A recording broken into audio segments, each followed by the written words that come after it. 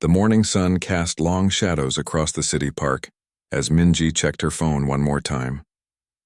The message from her roommate Priya confirmed that they'd meet by the fountain at 9.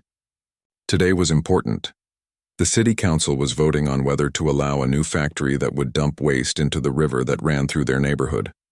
Minji, a second-year environmental science student, had spent weeks helping organize this protest. She tucked her long black hair behind her ears and adjusted her backpack. Inside were water bottles, a small first aid kit, and her camera. Her parents had always taught her to be prepared, though they might worry if they knew she was attending the protest. They had moved to America when she was just 5 years old, and they'd always told her to keep her head down and avoid trouble. But some things were worth standing up for. By the time Minji reached the fountain, at least 200 people had gathered. Handmade signs bobbed above the crowd. Clean water is a right, people over profit, and stop the toxic dump. Priya waved from near the steps where a woman with a megaphone was speaking. "I was starting to think you weren't coming," Priya said, handing Minji a sign. "Sorry. The bus was late." Minji took the sign, which read, "Protect our river. Protect our future." The crowd grew as the morning went on. They marched from the park to City Hall, chanting and waving their signs. The protest remained peaceful. Families with children, students, older folks from the neighborhood, all walking together under the warm spring sky. Police officers stood at various points along the route, watching but not interfering. Minji felt a sense of community she hadn't experienced since moving to this city for college. She took photos and short videos on her phone, capturing the energy of the crowd. This was democracy in action, she thought.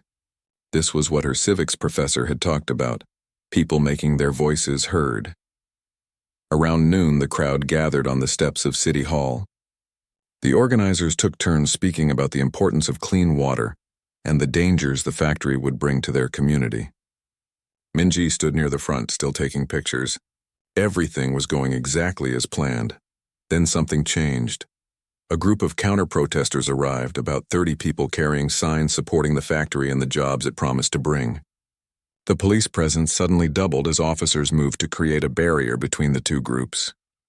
"Don't worry," Priya whispered. "This happens all the time. They have a right to be here too." Minji nodded, but she felt uneasy as she noticed more police cars arriving. Officers began putting on helmets and riot gear, though there had been no violence, no trouble at all. The speeches continued, but tension filled the air. Minji checked her phone. It was nearly 2 o'clock. The city council meeting had started and they would vote soon. The crowd grew louder, hoping their chants could be heard inside the building. That's when someone threw a water bottle. Minji didn't see who threw it or where it came from. But suddenly an officer was on his radio, and within seconds, a line of police began moving toward the protesters. "This is an unlawful assembly," boomed a voice over a loudspeaker. "You must disperse immediately." Confusion swept through the crowd. People looked at each other, bewildered. They had permits. They had been peaceful. Why were they being told to leave? "We have the right to be here," someone shouted, and others joined in. Minji felt Priya grab her arm. "Maybe we should go," she said, her voice shaking. But before they could move, the police line surged forward. People began running, pushing past each other. Minji lost her grip on Priya's hand and stumbled backward, nearly falling. "Wait," she called, but her voice was lost in the noise. She raised her phone, instinctively recording what was happening. People running, police advancing, the peaceful protest dissolving into chaos. She backed away slowly, still filming, wanting to document everything. That's when she felt a hand grab her shoulder roughly. "Drop the phone. Move now!" Minji turned to see a police officer, tall and broad-shouldered with a name tag that read Officer Reeves. His face was red with anger or exertion, and he was breathing hard. "I'm going," Minji said, trying to stay calm. "I'm leaving right now." "I said drop the phone." He reached for her wrist, but Minji pulled back. "I'm not doing anything wrong," she said, her heart pounding. "I have a right to record." Something changed in the officer's eyes then, a flash of rage that made Minji take another step back. But there was nowhere to go. The crowd had thinned around her, leaving her exposed. "You people always think you know the law," Officer Reeves said, moving closer. Minji didn't understand what he meant by "you people," but she could guess. It wasn't the first time she'd heard comments like that. She raised her chin and stood her ground, still holding her phone up. "I'm a citizen and I know my rights," she said, her voice stronger than she felt. What happened next occurred so quickly that Minji couldn't process it. The officer lunged forward, grabbing her arm and spinning her around. She felt her phone fall from her hand as he twisted her arm behind her back. Pain shot through her shoulder. "Stop! You're hurting me!" she cried out. People nearby began to notice. Someone shouted, "Leave her alone!" Another person started filming. "She's resisting," Officer Reeves called out to his colleagues, though Minji was simply trying to stand without falling over. Then his arm went around her neck. At first, Minji thought he was just restraining her, but as his arm tightened, she realized she couldn't breathe. Panic flooded through her as she clawed at his arm with her free hand. Black spots danced in her vision. She tried to speak, to tell him she couldn't breathe, but no words came out. She heard voices around her growing more urgent. "She can't breathe. Let her go. Someone help her." Minji's legs buckled beneath her, but the arm around her neck held her upright. The world began to fade, sounds becoming distant. Her last conscious thought was of her parents, how worried they would be when she didn't come home. Then everything went black. Minji didn't feel herself hit the ground. She didn't hear the crowd's reaction as people surged forward, phones recording everything. She didn't see Officer Reeves step back, suddenly uncertain as he realized she wasn't moving. She didn't hear the other officers calling for backup for a medic. She didn't see Priya push through the crowd screaming her name, dropping to her knees beside Minji's still form. She didn't feel the hands checking her pulse, turning her onto her side. When Minji opened her eyes again, the world was white and beeping. Hospital. She was in a hospital. Her throat felt like she'd swallowed broken glass and her head pounded. She tried to sit up but couldn't find the strength. "Minji, oh thank goodness." Her mother's face appeared above her, eyes red from crying. "Don't try to move, sweetheart. Just rest." Her father stood behind her mother, his face drawn with worry and something else. Anger, perhaps. He held her hand gently as if afraid he might break her. "What happened?" Minji whispered, her voice barely audible. Her parents exchanged a look. "You're safe now," her mother said softly. "That's all that matters." But Minji remembered fragments, the protest, the officer not being able to breathe. She closed her eyes against the memories and the pain. What she didn't know yet was that someone had captured everything on video. She didn't know that while she lay in this hospital bed, the video was spreading across the internet like wildfire. She didn't know that news stations were already running the story, that reporters were gathering outside the hospital, that the police department was holding emergency meetings. She didn't know that her life had just changed forever, and that what happened to her would soon force an entire police department to reckon with its past, its culture, and its future. For now, she just squeezed her parents' hands and drifted back to sleep. While outside her hospital room, the wheels of justice, slow but unstoppable, began to turn. The steady beeping of the heart monitor was the first thing Minji noticed when she woke again. Sunlight streamed through half-closed blinds, casting strips of gold across the hospital blanket. Her throat still burned, and swallowing felt like pushing down broken glass. "Water," she whispered. Her mother, who had been dozing in a chair beside the bed, jumped to her feet. She held a plastic cup with a straw to Minji's lips. The cool water soothed her throat, but only a little. "How long have I been here?" Minji asked, her voice raspy and unfamiliar to her own ears. "Almost 24 hours, her mother said, brushing Minji's hair from her forehead. "The doctor says you have bruising on your neck and throat. They want to keep you another day for observation." Minji closed her eyes as memories flooded back. The protest. The police officer. The arm tightening around her neck. Not being able to breathe. "Has anyone called Priya? She must be worried." Her mother and father exchanged glances. "She's been here," her father said, his voice tight. "She brought your backpack. And your phone." There was something in the way he said it that made Minji look more closely at her parents. Her father's eyes were bloodshot, like he hadn't slept. Her mother's hands trembled slightly as she adjusted Minji's blanket. "What aren't you telling me?" Minji asked. Her father took a deep breath. "There's a video," he said, "of what happened to you. Someone posted it online." "How bad is it?" "It shows everything," her mother said quietly. "The officer grabbing you, putting his arm around your neck, you falling unconscious." Her voice broke on the last word. Minji felt suddenly cold despite the warm hospital room. "Has anyone seen it?" Her father let out a humorless laugh. "Everyone has seen it. It's all over the news, all over social media. He reached for the remote control and turned on the small TV mounted on the wall. He flipped through channels until he found a news station. Minji's breath caught in her throat as she saw herself on the screen. A still image from the video, frozen at the moment the officer had his arm around her neck. Her eyes were wide with fear, her hands clawing at his arm. The anchor's voice filled the room. Video that has sparked outrage across the country. The officer involved, James Reeves, has been placed on administrative leave pending an investigation. The police department has scheduled a press conference for later today. Her father muted the TV, but the images continued. Now they were showing clips from other protests that had sprung up around the city.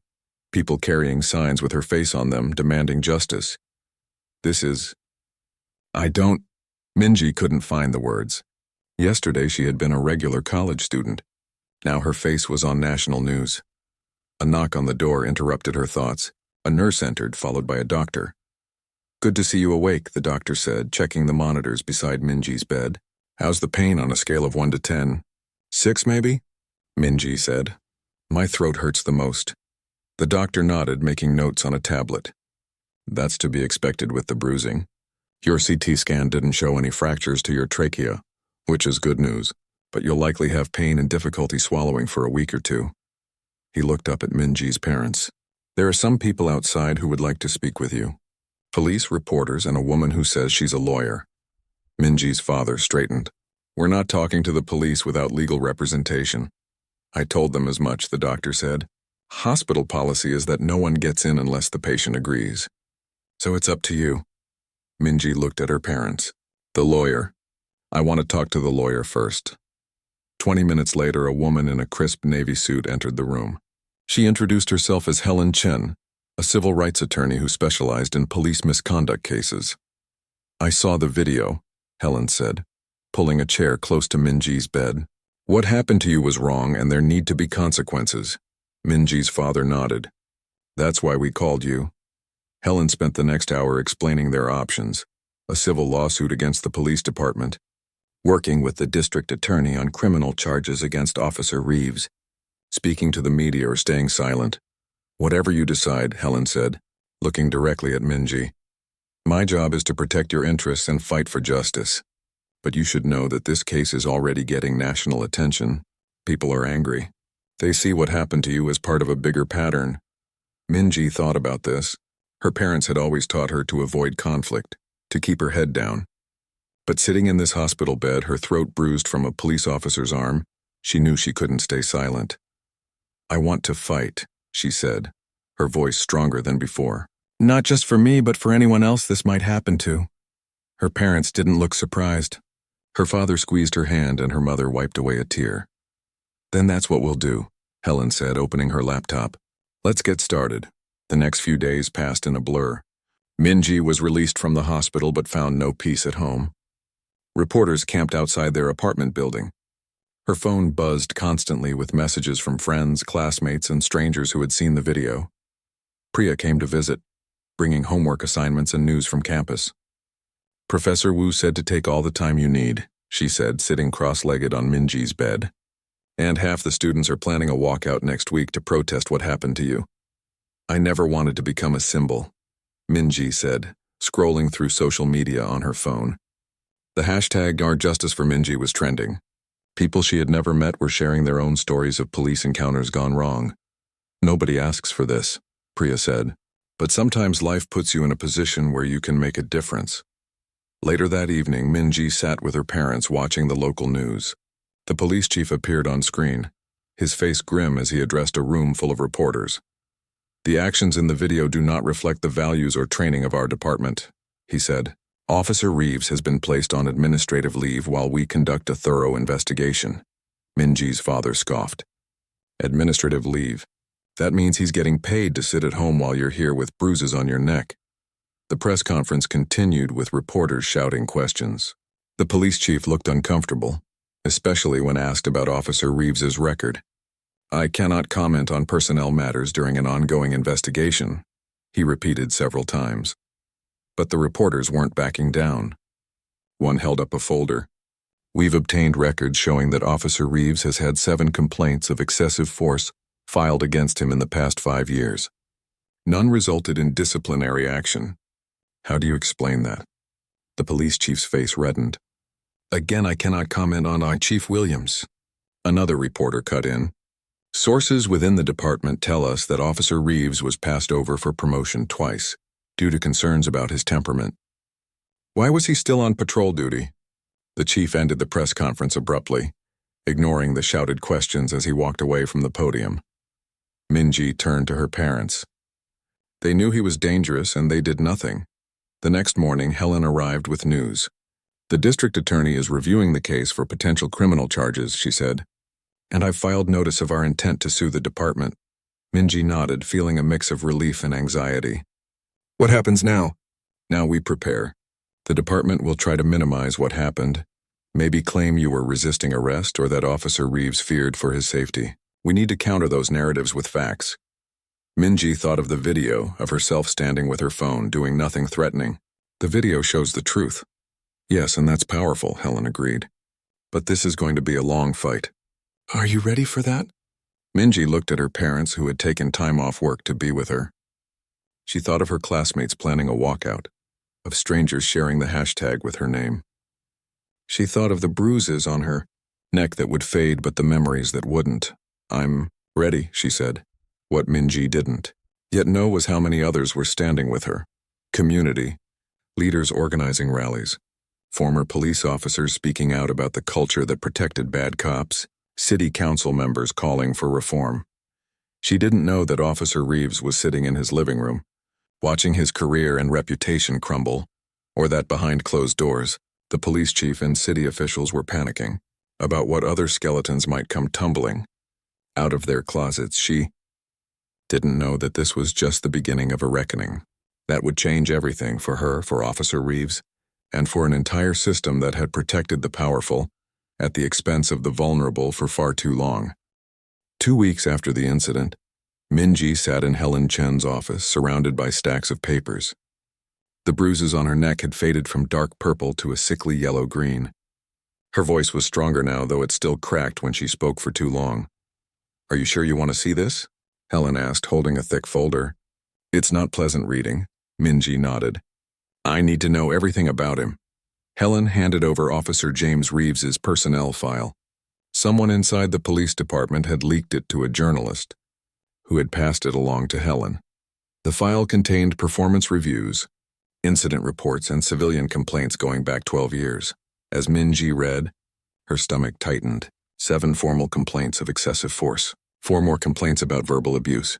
Notes from a supervisor recommending additional training in de-escalation techniques. A psychological evaluation suggesting Reeves had difficulty managing anger in high-stress situations. They knew, Minji said quietly. They knew he was dangerous and they kept him on the streets anyway. Helen nodded grimly. That's why we're not just going after Reeves. The department failed in its duty to protect the public by keeping him on patrol. Minji flipped to the last page of the file, a memo dated just 3 months before her incident, recommending that Reeves be moved to a desk job until anger management therapy shows significant improvement. The recommendation had been overruled by someone higher up in the chain of command. Who is Captain Gregory? Minji asked, pointing to the signature at the bottom of the page. He's the head of internal affairs, Helen said. The department's version of police who police the police. Except they rarely do. Minji closed the file, feeling suddenly tired. Her classes at the university had started again, but she had barely been able to focus. Some of her professors had been understanding, offering extensions on assignments. Others seemed to think she was using her 5 minutes of fame to avoid doing work. The district attorney called this morning, Helen said, bringing Minji back to the present. They're convening a grand jury to consider criminal charges against Reeves. Minji looked up. What does that mean exactly? It means they'll present evidence, including the video and witness statements, to a group of citizens who will decide if there's enough evidence to charge Reeves with a crime. If they vote to indict, he'll face criminal charges in addition to our civil lawsuit. And if they don't? Helen sighed. Then he might just lose his job at worst. But we'll still pursue the civil case. There's more than enough evidence to win that. Minji nodded, trying to take it all in. When she'd decided to attend that protest, She never imagined she would end up here, at the center of a case that was drawing national attention, with strangers debating her worth on social media and TV news programs. Some called her a hero for standing up to police brutality. Others called her a troublemaker who should have just obeyed orders. A small but vocal group even suggested she had somehow faked the whole thing, despite the clear video evidence.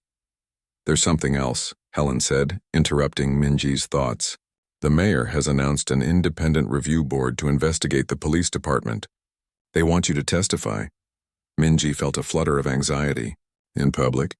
"Yes, it would mean talking about what happened, answering questions. The whole department will be under scrutiny, not just Reeves." Minji thought about it. The idea of speaking publicly about the most terrifying moments of her life made her chest tighten. But if it could help prevent someone else from going through what she had, "I'll do it," she said finally. The day of the review board hearing arrived with a heavy rain that matched Minji's mood. She had barely slept the night before, going over her prepared statement again and again. The hearing room was packed. Police officers in uniform, city officials, journalists, and community members who had been showing support for Minji since the incident. Her parents sat in the front row, her father giving her a reassuring nod as she took her seat at the witness table. The review board consisted of 5 people: a retired judge, a civil rights lawyer, a community organizer, a former police officer from another city, and a professor of criminal justice. They sat at a long table facing the room, with microphones and nameplates in front of them. "We'll begin with testimony from Minji Park," the retired judge announced, gesturing for Minji to approach the podium. Minji stood on shaky legs and walked to the front of the room. The light seemed too bright, the faces watching her a blur. She placed her prepared statement on the podium, but when she began to speak, she found herself setting it aside. "My name is Minji Park," she began, her voice quiet but clear in the microphone. "2 months ago, I went to a protest because I care about my community. I wanted to be part of the democratic process. I believed that if enough people showed up and made their voices heard, we could make a difference." She paused, taking a sip of water. The room was completely silent. "Instead, I ended up in the hospital with bruises around my neck, unable to speak above a whisper for weeks. Officer James Reeves put his arm around my throat and choked me until I lost consciousness.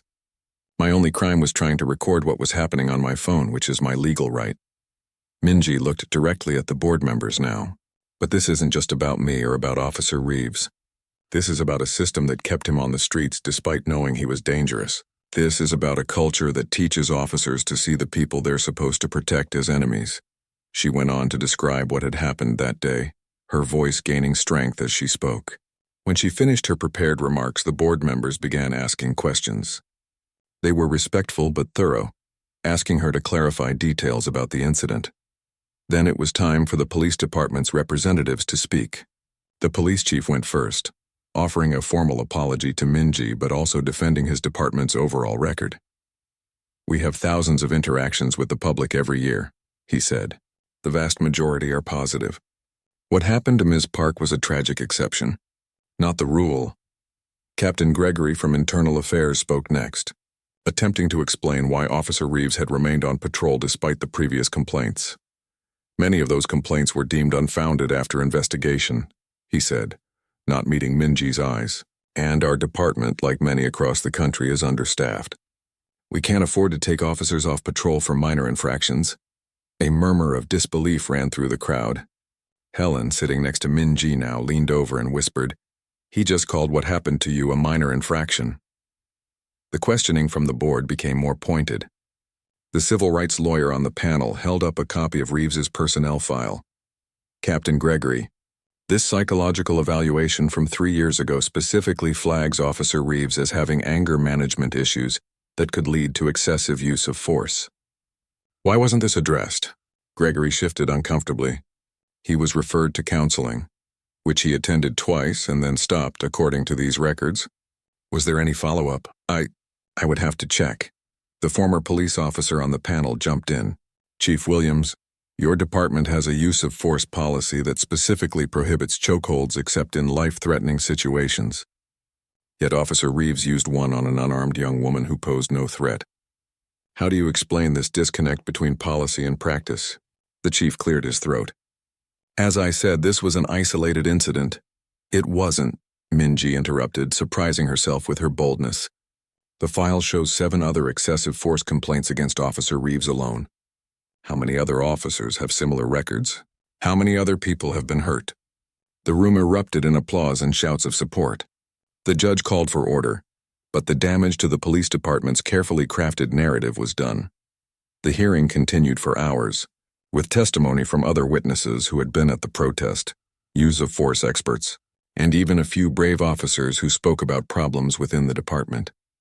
By the time it was over, Minji was exhausted but felt a sense of accomplishment. For the first time since the incident, she had used her voice not just to tell her story but to demand change. As she left the building with her parents and Helen, a reporter approached. "Ms. Park, do you think anything will actually change because of today's hearing?" Minji thought about the faces of the review board members, the notes they had taken, the pointed questions they had asked. She thought about the community members who had shown up to support her, and the few officers who had risked their careers to speak the truth. "Yes," she said finally. "Maybe not everything and maybe not right away. But something has started here that can't be stopped. People are paying attention now. People are demanding better. And that's how change begins." What Minji didn't yet know was that the hearing was just the beginning. The review board's investigation would uncover patterns of misconduct far beyond Officer Reeves. It would reveal a department culture that protected the worst officers at the expense of good ones, that valued loyalty over accountability. And as that truth came to light, the consequences for those responsible would grow far beyond what anyone had imagined. The grand jury's decision came down on a Tuesday morning, 3 months after the incident. Minji was in environmental science class when her phone buzzed with a text from Helen. "They've indicted Reeves. Criminal charges filed. Call me when you can." Minji's hand trembled as she raised it to ask permission to leave class. Outside in the hallway, she called Helen. "It's assault in the 2nd degree," Helen explained. "They also added a charge of official misconduct. He's being processed right now." Minji leaned against the wall, legs suddenly weak. "Will he go to jail?" "He's out on bail already, but if convicted, yes, he's looking at potential prison time." "This is a big deal, Minji. Police officers rarely face criminal charges, even in cases like yours with clear video evidence." Minji closed her eyes, feeling a complex mix of emotions, relief, vindication, but also a strange sadness. The officer's actions had changed her life forever. Now his life would change too. "What happens next?" she asked. "Reeves will be arraigned, enter a plea, almost certainly not guilty, and then we'll be looking at a criminal trial. Meanwhile, our civil case continues. The independent review board's report is due next week, which should give us more ammunition." Minji thanked Helen and ended the call. As she walked back to class, she saw students gathered around phones and laptops in the hallway, watching news reports about the indictment. A few looked up as she passed, whispering to each other. She was still getting used to being recognized. That evening, Minji sat with her parents watching the local news.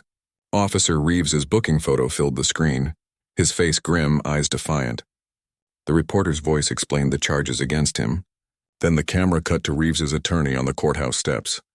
"Officer Reeves has served this community honorably for 15 years, the lawyer said. "He was doing his job in a chaotic situation and made a split-second decision. We're confident a jury will see that Ms. Park's injuries, while unfortunate, resulted from her own failure to comply with lawful orders." Minji's father made a disgusted noise and muted the TV. "That's nonsense. The video shows exactly what happened." Minji nodded, but she couldn't help wondering how many people would believe Reeves's version. Since the incident, she had received hundreds of supportive messages, but also threats and accusations. An entire online community seemed dedicated to defending Reeves and attacking her, picking apart every frame of the video, every word she had said in interviews. "I never wanted any of this," she said quietly. "Sometimes I wish I'd never gone to that protest." Her mother took her hand. "But you did go, and now you're standing up for what's right. I was afraid at first, but now I'm proud of you." The following week, the Independent Review Board released its findings. The report was damning, not just for Officer Reeves, but for the entire department. It documented a pattern of excessive force complaints that had been systematically downplayed or dismissed. It revealed that officers with multiple complaints were rarely disciplined, while those who reported misconduct by colleagues often faced retaliation. Most shocking was the revelation that Captain Gregory, the head of internal affairs, had deliberately buried complaints against officers he favored, including Reeves. The board recommended his immediate dismissal and a criminal investigation into obstruction of justice. The mayor called an emergency press conference. With city council members standing behind him, he announced the acceptance of all the review board's recommendations. Effective immediately, Police Chief Williams is on administrative leave. Captain Gregory has been terminated. We will be implementing a complete overhaul of departmental policies, particularly regarding use of force and officer accountability. He went on to announce the creation of a new civilian oversight committee with real power to investigate complaints and recommend discipline. The city would also require all officers to wear body cameras and undergo additional training in de-escalation techniques. What happened to Minji Park was unacceptable, the mayor said, his voice somber, but it has forced us to confront problems that have existed in our police department for far too long. For that, we owe her our gratitude. Minji watched the press conference from Helen's office, uncomfortable with the mayor's framing of her as some kind of sacrificial catalyst for change. She hadn't chosen this role. They're doing the right things, Helen said, turning off the TV. But it took a young woman nearly dying on camera to make them act. That's the real tragedy here. Over the next few weeks, the changes in the police department dominated local news. Several high-ranking officers resigned rather than adapt to the new policies. Others embraced the reforms, speaking publicly about problems they had seen but felt powerless to address. Minji tried to focus on her studies, but it was difficult. The criminal case against Reeves moved forward, with pre-trial hearings where she sometimes had to testify. The civil lawsuit against the department involved depositions where lawyers questioned her for hours, picking apart every detail of the incident. Through it all, she continued to receive messages from people who had experienced similar encounters with police. People who hadn't had the advantage of being choked on camera, whose complaints had been ignored or dismissed. "You're their voice now," Priya told her one evening as they studied in the library. "That's a lot of responsibility, but it's also a chance to make real change." Minji nodded, though sometimes the weight of that responsibility felt crushing. She had started seeing a therapist to deal with the anxiety and occasional panic attacks that had begun after the incident. Loud noises startled her. Seeing police officers made her heart race. The therapist called it PTSD. 6 months after the incident, Officer Reeves's criminal trial began. The courthouse was surrounded by media trucks and demonstrators holding signs supporting either Minji or Reeves. Inside, the courtroom was tense as the prosecutor made his opening statement. "The evidence will show that Officer James Reeves used excessive and potentially deadly force against an unarmed young woman who posed no threat. He applied a chokehold, a technique his own. Department bans except in life-threatening situations with such force that Ms. Park lost consciousness and suffered injuries that required hospitalization." Reeves's defense attorney countered that his client had been working under stressful conditions at a protest that had turned unruly. He claimed Minji had resisted arrest and that Reeves had used appropriate force to subdue her. "Police officers must make split-second decisions in chaotic situations," he argued. Officer Reeves's actions, while perhaps imperfect in hindsight, were reasonable given the circumstances he faced. The trial lasted 2 weeks. The prosecution presented the video, medical evidence of Minji's injuries, and testimony from use-of-force experts who stated unequivocally that Reeves's actions violated departmental policy and professional standards. They also called witnesses from the protest who testified that Minji had not been resisting or threatening anyone. The defense tried to paint Reeves as a dedicated officer caught in an impossible situation. They brought in other officers who testified about the challenges of controlling crowds and the split-second decisions required in potentially volatile situations. When it was Minji's turn to testify, she felt a strange calm descend over her. She had told this story so many times now, to doctors, lawyers, the review board, reporters. As she described what happened that day, her voice remained steady. During cross-examination, Reeves's attorney tried to suggest she had been aggressive or non-compliant. "Isn't it true that Officer Reeves ordered you to move multiple times before he approached you?" "No," Minji replied.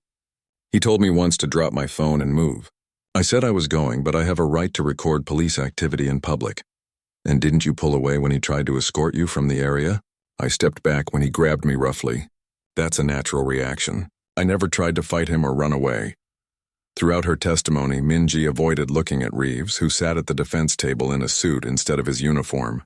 But as she stepped down from the witness stand, their eyes met briefly. She expected to see anger or defiance, but instead she saw something that looked almost like fear. Finally, after days of testimony and arguments, the case went to the jury. Minji waited with her family and Helen at a hotel near the courthouse, trying to distract herself with schoolwork but unable to focus. After 2 days of deliberation, they received word that the jury had reached a verdict. The courtroom was packed as everyone stood for the jury's entrance. Minji's heart pounded as the judge asked if they had reached a decision. "We have, Your Honor," the jury foreperson said, handing a paper to the bailiff, who passed it to the judge. The judge read it silently, his face revealing nothing, then returned it to the foreperson. "Please read the verdict," the foreperson stood. "On the count of assault in the second degree, we find the defendant James Reeves guilty. On the count of official misconduct, we find the defendant guilty." The courtroom erupted in noise. Gasps, cries, shouts. Minji sat perfectly still, tears streaming down her face. Helen squeezed her hand. Her parents put their arms around her shoulders. As the judge called for order, Minji finally looked at Reeves. His face had gone pale. His shoulders slumped as his attorney whispered urgently in his ear. The man who had seemed so powerful that day at the protest, who, 1 year after the incident, Minji stood at the podium in the community center looking out at a room filled with faces, some familiar, some not. Behind her hung a banner that read, "Community Police Oversight Committee 1 year of progress." "Thank you all for coming," she began, her voice strong and clear now. "A year ago, I couldn't have imagined standing here. I was just a college student trying to finish my environmental science degree. I went to a protest because I cared about our community's water supply. I never intended to become the face of police reform." She paused, looking down at her notes, then setting them aside. "But sometimes life puts you in places you never expected to be. Sometimes pain can lead to purpose, and sometimes if we're brave enough to speak truth to power, real change is possible." The crowd applauded and Minji smiled. So much had changed in a year. For her, for the police department, and for the city. After Officer Reeves's conviction, he had been sentenced to 5 years in prison, with the possibility of parole after 3. It was a landmark case, one of the few times in the state's history that a police officer had received significant prison time for on-duty misconduct. The judge had made it clear in his sentencing remarks that the punishment was meant not just for Reeves, but as a message to all officers. The badge did not place them above the law. The civil lawsuit against the police department had settled for $2.5 million, with additional provisions requiring major reforms in training, oversight, and accountability. Minji had used part of the settlement money to create a scholarship fund for students interested in criminal justice reform. The rest she had set aside for graduate school. She was now planning to study law after completing her bachelor's degree next year. But the money had never been the point. The real victory was in the changes that had followed. Captain Gregory had been indicted for obstruction of justice for burying complaints against officers like Reeves. The former police chief had resigned in disgrace. Several other high-ranking officers had either been fired or had chosen to retire rather than adapt to the new policies. Most importantly, the city had established the Community Police Oversight Committee, civilians with real power to investigate complaints, access records, and recommend discipline. Minji had been asked to serve as one of the inaugural members. "When we started this committee," she continued, "some people said it would never work. The police would resist. The community wouldn't stay engaged. The politicians would move on to other issues when the spotlight faded." She gestured to the slides showing the committee's first-year statistics. "But look at what we've accomplished. Complaints of excessive force down by 40%. Response times in all neighborhoods, not just the wealthy ones, improved. New training programs focused on de-escalation rather than confrontation. And most importantly, a growing trust between officers and the communities they serve." From the back of the room, a man in a police uniform nodded. Lieutenant David Chin had been one of the few officers who had testified honestly during the investigation into departmental practices. Now he was part of the new leadership trying to rebuild the department's culture from the ground up. After the formal presentation, people mingled around tables with refreshments. Minji found herself approached by a middle-aged woman she didn't recognize. I just wanted to thank you, the woman said, her eyes bright with unshed tears. My son had an encounter with police 2 years ago. Nothing as serious as what happened to you, but it left him afraid, distrustful. The officer who harassed him is gone now, thanks to the new policies. My son is thinking about becoming a lawyer because of you. Minji thanked the woman, feeling both humbled and proud. These were the moments that made the difficult journey worthwhile. Later, as she helped clean up, Lieutenant Chen approached. That was a good presentation, he said, honest about both the progress and the challenges ahead. Minji nodded. We've come a long way, but there's still so much work to do. There always will be, Chen said. But for the first time in my 20 years on the force, I feel like we're moving in the right direction. The new officers coming in now, they're starting with a different mindset. They're seeing community members as partners, not adversaries. Minji studied him. Do you ever hear from Officer Reeves? Chen shook his head. No. A few of his old friends visited him early on, but it's complicated. Some officers see him as a victim of changing times. Others see him as someone who betrayed his oath and brought shame on all of us who wear the badge. And you? What do you see? Chen considered the question. I see someone who was allowed, even encouraged, to develop dangerous habits by a system that valued the wrong things. It wasn't just Reeves who failed that day. It was everyone who saw the warning signs and did nothing. Minji nodded. She had come to a similar conclusion over the past year. While she would never forgive Reeves for what he had done to her, she understood now that focusing only on individual bad apples missed the larger point. The entire orchard had needed tending. That evening, Minji met Priya for dinner at their favorite noodle shop near campus. As they ate, Priya pulled out her tablet to show Minji something. Remember that environmental protest? The one where, you know? Minji nodded. How could she forget? Well, look at this.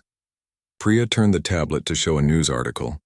The headline read, City Council votes unanimously to reject factory permit, citing environmental concerns. Minji read the article, a slow smile spreading across her face. The City Council had finally voted on the issue that had prompted the protest in the first place. They had denied the permit for the factory that would have polluted the river. We won, she said softly. That's what we were fighting for that day. We did, Priya agreed. It just took a little longer than we expected. Minji thought about the strange path her life had taken. She had gone to that protest hoping to help protect her community's water. Instead, she had ended up sparking a movement that had transformed the entire city's approach to policing. Sometimes she still had nightmares about that day, the feeling of not being able to breathe, the terror of helplessness. Her therapist said those might never completely go away, but she had found ways to manage the anxiety, to use her experience to fuel her work rather than letting it consume her. After dinner, Minji walked alone through the park where the protest had begun that fateful day. The spring air was warm, trees budding with new leaves. A group of children played on the swings while their parents watched from nearby benches. An elderly couple strolled hand in hand along the path. A police officer on a bicycle nodded politely as he passed, no tension in the encounter. This was what safety looked like. Not fear, not force, but community. People living together, watching out for each other, including those whose job it was to protect and serve. Minji sat on a bench overlooking the river that she and so many others had fought to protect. The water caught the light of the setting sun, turning gold, then pink, then purple as dusk settled over the city. Tomorrow she would return to her classes, to her work with the oversight committee, to the everyday challenges of being a young woman trying to find her place in the world. But tonight she allowed herself a moment of quiet reflection, of gratitude for how far she had come. Her phone buzzed with a text from her mother. Dinner on Sunday? Dad's making your favorite. Minji smiled and typed back. Wouldn't miss it. Some things had changed irrevocably. She was not the same person she had been before Officer Reeves put his arm around her neck. She carried scars, visible and invisible, but she had also found strength she hadn't known she possessed. She had found her voice, her purpose. As darkness fell, Minji stood and began walking home. The path ahead, both literally and figuratively, was clearer now than it had ever been. She didn't know exactly where it would lead, but she knew she would keep moving forward one step at a time. Behind her, the river flowed on, cleaner and safer because people had stood up for what was right. Around her, the city continued its own journey of healing and reform, and within her, the painful memory of that day a year ago remained. But now it shared space with pride, with hope, and with the quiet certainty that sometimes, when the powerful are held accountable, justice is indeed possible.